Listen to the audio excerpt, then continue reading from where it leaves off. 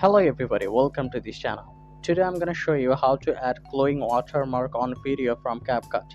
For that you have to follow my instructions very carefully. Right now you can see that I'm on the home page of CapCut application. Now tap on new project, go to the video section, select your particular video. Okay, click add from the bottom right corner. Okay, the video has been added to the editing timeline. Then go to the text option from the bottom options. Okay, it's on the third place. Then tap on the first place, add text. Then select your text or type your text. Okay, I'm writing the name of my short film.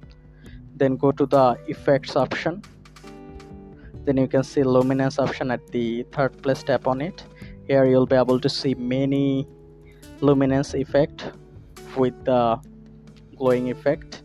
You can see these all are the glowing effects. You can use any of it. So let me just use one of it just for the demonstration. You can see it's a glowing effect. You can use any of other things like this one, but if you want a basic luminance effect or glowing effect, you have to go to the style option. Then you can see at the bottom part there are so many options like text, stroke, glow. Go to the glow option, then select the glow, and you can select your color like that. You can increase the intensity, you can increase the range like that.